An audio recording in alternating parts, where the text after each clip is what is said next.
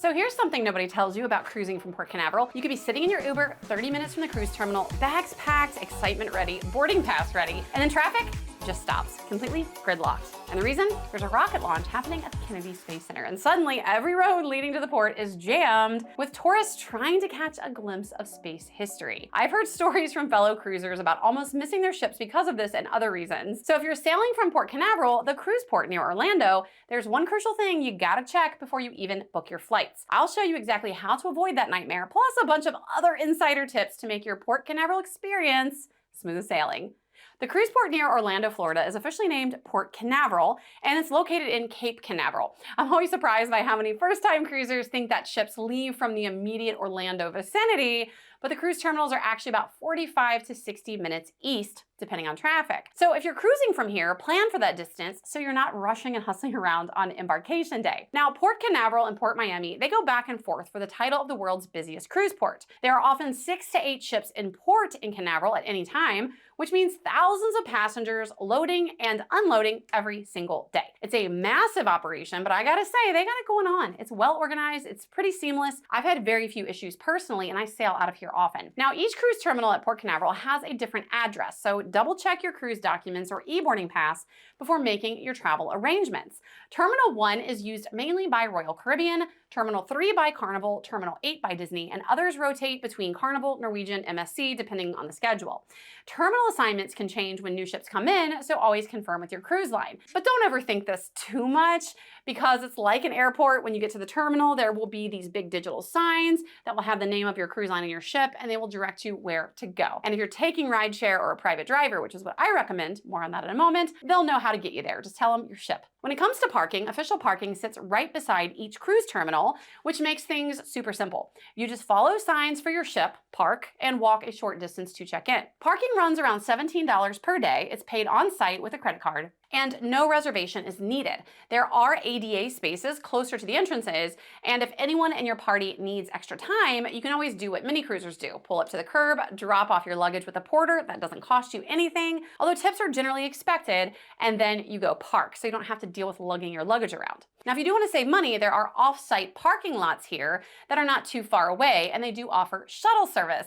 But of course, it does add extra time and an extra step. So if convenience matters, official port parking is always going to be your easiest option, but there is off-site cheaper parking if you like to ball on a budget. Now, regardless of where you park, it's important to know that traffic around the port gets really heavy on Sundays and during holidays, especially when multiple ships are sailing. So add in a little buffer time and take a quick photo of your parking spot if you're parking on site, so you can find your car easily when you get back, because disembarkation can be chaos. Because while Port Canaveral is very smooth, pretty well operated, it's thousands of people coming and going at the same time. It's just always going to be chaotic. Now let's talk about actually getting to Port Canaveral. As I mentioned, the port is about 45 to 60 minutes from the Orlando International Airport, depending on traffic. Now, Brightline is a big thing in Florida. There's a Brightline train, but unfortunately there's currently no Brightline train route from Orlando to Port Canaveral. So to get there, you've got to plan for road transportation. Now, if a rocket launch, which I mentioned earlier, is scheduled around the day you get on or off the ship, expect heavier traffic near the port and on State Road 528 and the A1A. So be sure to always check the Kennedy Space Center launch schedule before booking flights or scheduling your drive time. Now, when you're flying in, most cruisers come into the Orlando International Airport, or MCO. Side note, it's one of my least favorite airports literally in the world. I don't mind flying in, but flying out, it's just chaotic. I just think it hasn't been updated to accommodate the huge volume of travelers that come through. So I often will fly into MCO and fly out of a different airport. And if you're looking at alternatives, there is the Orlando Sanford International, or Sanford Airport. I fly in and out of there often. It's about 60 miles away. And Melbourne Orlando International, or Melbourne Airport, about 30 miles south of the port. On a recent cruise out of Port Canaveral, I actually flew home from Melbourne. I never knew that was a thing, as much as I'm in and out of Port Canaveral, and I fell in in love with this airport. It's really nice. It's small, it's quiet, it's quick to navigate. It's not as much traffic getting there, I felt in my experience, as it is getting to MCO. So make sure you check out that option as well. Now for me, I usually choose my flights and airports depending on price because I do ball on a budget. So I'll usually go where the cheapest price is, but given my great experience at Melbourne and how much I hate flying out of MCO, even if Melbourne is a little bit more expensive going forward, that's gonna be my top pick. Cruise lines do offer shuttle service between MCO, again, the big Orlando airport, and Port Canaveral, and it costs about $35 to $40 per person each way. I think that's pretty steep unless you are a solo traveler or maybe a couple or two people. If you have a family, that gets really expensive really fast, and I personally don't like cruise shuttle services because you're a lot of strangers on a big old bus. Now, independent shuttles like GoPort are cheaper. That's a popular one in the Orlando area and to Port Canaveral, and that runs about $30 each way, but they do run on set schedules, so you don't have as much flexibility.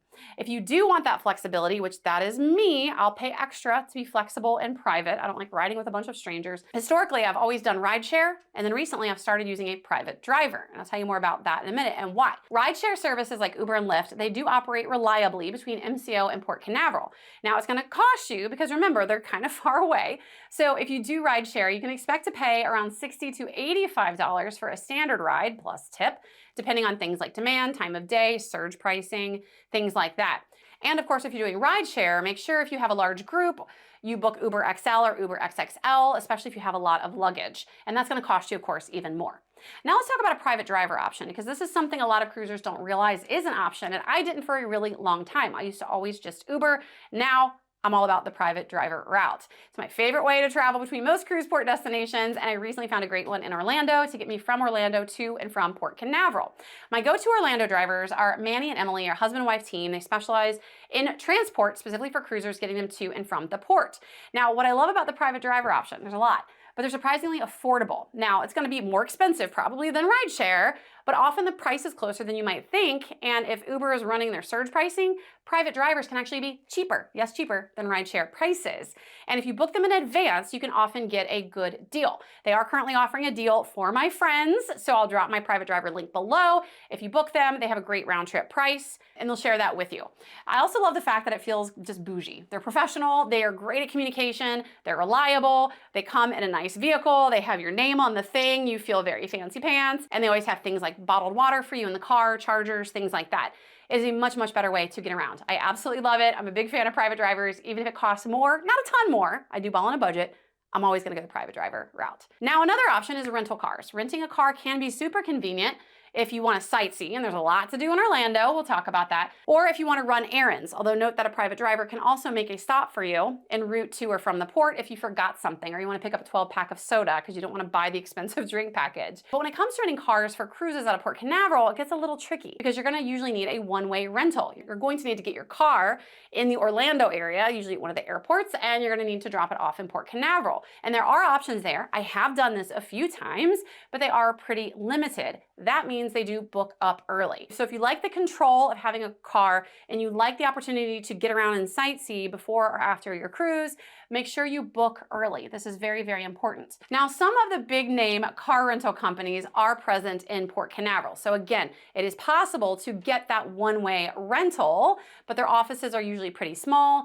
And again, they book out really, really fast and really far out. So you want to book that ASAP. Now, what's great is if you do the rental car route, most of them do have a shuttle service to the terminals. So if you rent your car at the airport, you drive to Port Canaveral, you drop it off at Budget, for example, they'll shuttle you to the cruise terminal. And same thing on disembarkation day. They have a shuttle that will come pick you up, take you to the car rental place, expect lines, expect to wait, and then you can rent your car and get yourself back to Orlando or wherever you're going to go. Now, these shuttles are usually pretty efficient. It's easier on embarkation day than disembarkation day in my experience, but make sure you're checking their hours and their after-hour drop options in case that becomes a concern as well. Now let's talk about embarkation day. As I mentioned, Port Canaveral, they've got it going on. Embarkation is usually pretty smooth, but it is, again, one of the busiest cruise ports in the world. So it's important that on embarkation day, you stick close to your assigned boarding time. Not all cruise lines do boarding times, but most of them do. If you come outside of your boarding time, especially if you arrive early, you may have to wait. Sometimes they will let you on early, but it can muck up the whole system. And a lot of cruise lines are pretty stringent about this. And if you come before your boarding time, they're gonna park you off to the side in a waiting area and you gotta sit there and wait. So arriving way too early can mean waiting outside until your arrival window opens. Now, the great thing about luggage is that, like a lot of other home port locations, there are curbside porters here. I love the porters. Again, this is a free service. You don't have to tip, but most people do. I always do. The standard is about $2 to $5 per bag, unless the bags are super heavy or overweight or oddly sized. So as soon as you roll up to Port Canaveral, there are curbside porters there at the ready, quick to help. They'll grab your stuff. You tip them if you choose, they take your bags, and then you go unencumbered through security and check-in. Now, when you're taking a cruise, you don't have to check your bags. My boyfriend absolutely hates checking his bag. He never will. He's always afraid it's gonna get lost or stolen. Fine. I do. I don't like schlepping it around. But if you do check your bag, make sure that you keep with you your passport and cruise documents and any important things and medications. Now, from curbside to boarding the ship, most people are on board within 45 minutes. It's pretty quick in most cases. Now let's talk about disembarkation and what happens when you have a late return flight home. And I'll share with you my favorite cruise hack because this happens to me pretty often. If your cruise happens to return to Port Canaveral and that flight home isn't until much later in the day, I've oftentimes from Florida ended up flying at like 9:30, 10 at night. You got a whole day to kill. Now, of course, if you rent a car, you can drive around and explore, right? But that's not always a great option. And for me, after a cruise, I'm tired. I'm ready to go home. So what I like to do is book a day room, and this can be a game changer. A lot of people don't even realize they exist, but I think they're pretty awesome. So what they are is they're a standard hotel room, but instead of checking in, say, 3 p.m. and spending the night and checking out 11 in the morning, you spend the day there. That's why it's called a day room. So usually you check in the morning around 9 to 10 and you have to check out by 5 to 6 p.m. So it's really a great way to spend time and it's a lot cheaper often than an overnight stay. So what I'll do with the day room is I'll book a day room, get off the ship, go to my day room, and if they have amenities like pools or oceanfront access, you can access all those things. But again, after a cruise, I'm usually pretty beach dayed out. I want to just take a shower, take a nap, enjoy the air conditioning, watch some TV, use my Wi-Fi that's now reliable because it wasn't on the ship, catch up on emails, all that stuff affordably without booking an overnight stay. So they can be really useful if you have that late return flight home. Now let's talk about those beach days because sometimes people want an extra beach day before or after their cruise. And this makes sense if you're cruising out of Port Canaveral because you got Cocoa Beach right there, just a short drive away. Now let's talk about some of the hotel options if you do want that beach day experience and you're flying in the night before, which is strongly recommended, or if you want to add an extra night at the back end of your cruise to extend your vacation. All of these are top choices among cruisers. They are highly rated. I have done a lot of research on them. I've personally called all of these hotels to make sure the information is accurate, but it can change. So as of the time I made this video, it's all accurate. First, let's talk about Hampton Inn Cocoa Beach. It's located on North Atlantic Avenue. It's about 10 miles from Port Canaveral, so it's about a 15-minute drive. Now, what's great about the Hampton Inn is it offers direct beach access. You get free hot breakfast. I always loved that savings. An oceanfront pool, and they do have modern rooms with balconies. If you're driving in, they have parking available on site, and they can sometimes accommodate extended parking arrangements specifically for cruisers. Another great option that's beachfront is Best Western Cocoa Beach Hotel and Suites, also located on North Atlantic Avenue. This one is about 12 miles from Port Canaveral. It's directly on the beach though, with a family-friendly vibe. There are 2 outdoor pools and there are spacious suites that have kitchenettes. Again, if you like to save money, you can make your own food. But they also have, which is great, complimentary breakfast and easy access to the Cocoa Beach Pier. Another great option is Beachside Hotel and Suites. It's on 3500 Ocean View Boulevard. Now this one's about 13 miles from the port, or about a 15-minute drive. They also have 2 pools, one of them heated, and they also offer complimentary breakfast. Rooms are comfortable. You either have a pool or an ocean view, and beach access, it's great. It's just steps away. So those are great beach day options if you want more beach time and you want to maximize your feet in the sand. Now, if you want something a little bit more unique, a highly rated hotel amongst cruisers is Casa Coquina Del Mar in Titusville. So Titusville is home of the rocket launch, the NASA, all that fun stuff. And in Titusville, you'll find this charming bed and breakfast located at 4010 Coquina Avenue. It's also about 15 minutes from both the cruise port and the Kennedy Space Center. It's got colorful themed rooms, a great breakfast, and a lot of local hospitality that you're probably not going to find at those big generic chains. Now, if you don't care about a beach day, and usually that's me, On a cruise, I get plenty of beach days. I'm beach dayed out. I cruise a lot though, so I get it if you want extra beach time. For me, I want to know what are the affordable hotels near the port. Now, sometimes I'll actually fly into Orlando and I'll actually get a hotel in Orlando. Depending on a lot of factors, like what time I fly in the night before my cruise, I'll get a hotel that's actually in Orlando proper. But if you prefer to stay close to the terminals, because again, that traffic between Orlando and Port Canaveral can be a little tricky sometimes, and you'd rather come in the night before, stay in a hotel in Cape Canaveral, be close to the terminals, and save a little money, here are some great options for affordable hotels that are near Port Canaveral. First is Country Inn and Suites. It's located on Astronaut Boulevard and it's only about half a mile, yes, half a mile from the cruise port. It offers park and stay packages that include your room, parking, and a shuttle to the cruise terminal. If you stay here, you'll get free Wi-Fi and free included hot breakfast. Shuttle rides for guests that are not on this package. Most people aren't going to book this package, so if you're just a regular guest, you didn't book their park and stay package, say you flew in, you can take advantage of the shuttle rides, but it's going to cost you. The cost is reasonable though. It's only about $5 per person, which I think is very affordable. Or you can always just take an Uber. That's about $9. So if you have a family, an Uber is going to be cheaper than $5 per person. But if you're a solo traveler or a couple, the shuttle may be the more affordable option for you. The next recommendation is Radisson Resort at the Port, located also on Astronaut Boulevard. It's about 2 miles from the port, so still super close. Now, this hotel is known for its large tropical pool area with waterfalls, so you don't get that beachfront experience like you do if you stay at a hotel on Cocoa Beach or near Cocoa Beach, but you're still getting that kind of tropical pool vibe. They also have a pool bar and even a small koi pond. Here they offer free Wi-Fi and a paid breakfast option, so it's unfortunate breakfast is not included, but they have a lot of other great things that make this a top pick. They do offer a shuttle service to the port. It runs about $6 per person, and if you need airport transfers, that's about $28 per person each way and does require a reservation. Another great option is Hampton Inn and Suites, Cape Canaveral, also located, unsurprisingly, on Astronaut Boulevard. It is about 1 mile from the port, and they do offer free hot breakfast, free Wi-Fi, and their rooms are pretty updated and modern. They also have shuttle service, but it's a little steep at $10 per person, and you can reserve that at check-in. But in this case, an Uber, unless you are a solo traveler, is going to be cheaper and a lot more efficient and faster. Parking is available here if you're a cruiser who drives in, but at about $25 per day, it's a little steep. Many cruisers choose to just use the official port parking instead. Now, one quick note about shuttle service when it comes to hotels near cruise ports. This is one thing cruisers kind of drive me crazy about. They get so obsessed with what hotels offer a shuttle to the cruise port. Shuttle, shuttle, shuttle. They get so hyper-focused on shuttles.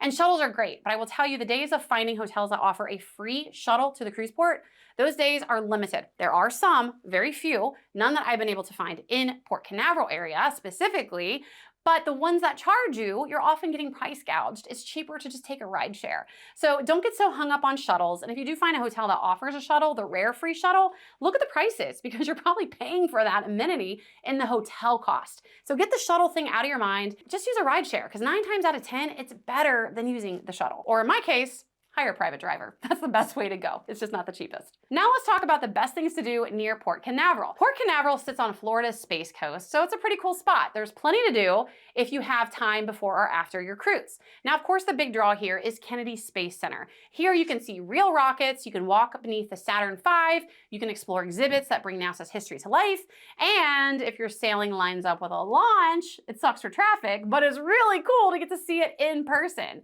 Another great option is Cocoa Beach. It's perfect for a beach day before or after your cruise. And as I noted, there are a lot of great hotel options that give you access to Cocoa Beach, but still put you really close to the cruise terminals. Jetty Park is a local favorite because it's a great spot to ship watch. We all like to cruise. We love cruises. We love cruise ships. They're beautiful. They're magnificent. So Jetty Park is great for ship watching, seeing ships sail out, or catching a glimpse of a launch if you're there on a launch day from a distance.